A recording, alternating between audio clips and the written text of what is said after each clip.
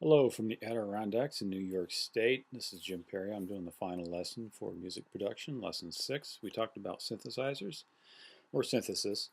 Um, I have a couple synthesizers open in my DAW right here. I'm using Mark of the Unicorn's Digital Performer. I'm actually looking at two synthesizers here.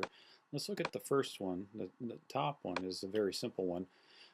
The 5 things we're interested in looking for in a synthesizer are oscillator, filter, amplifier, envelope, and LFO. LFO means low frequency oscillator. In this top synthesizer, we can find the oscillator section, the main oscillator section here. And basically you have some simple waveforms you can pick from. And right now it's just set to use a rectangular waveform. That's fine. For our filter section, we got this right here, and we can actually adjust resonant frequencies, velocities, envelope. It has a little bit of an envelope to the filter. For the actual amplifier section is sitting over here, and the envelope right next to it. This is the envelope we had seen in the lesson. It has the attack, the decay, the sustain and release controls here. And over here is our LFO section, and basically it just controls the vibrato. You have a speed vibrato control.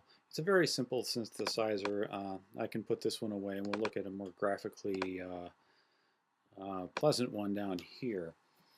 For this synthesizer, the same sections, the oscillator, this has actually got dual oscillators. It's got one over here and it's got one over here, and you can actually mix the two. Here, I've got it set over to this left one, so I'm just using a square wave. For the filter section, that sits down here, and you can see that this can be controlled from this window. I can change the resonant frequencies. I can put a resonant bump on there. I can take it off and just use a low-pass filter. I can change the filter type down here.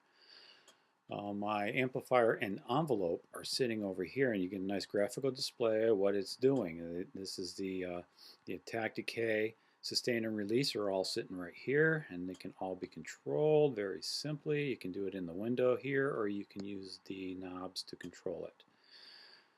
The LFO sits over here. And there's actually 2 of them you can use. I'm only using one right now, but you can actually use a couple. This shows you the waveform that's being used. You can pick a different waveform here if you want to. And what this LFO is controlling sits way over here in the modulation window. So we have a lot of different parameters we can use these LFOs on. Right now it's not doing anything. What I'll do is I just got one MIDI note down here, and I'll just let it play, and you can kind of hear what this thing is doing. There it goes. You can see with the envelope, there's the attack, it's decaying, it's sustaining, and then it's going to release. Let me bring the sustain up a little more. And there's the effect of the sustain. Let me mess around with a filter, and you can hear as I sweep,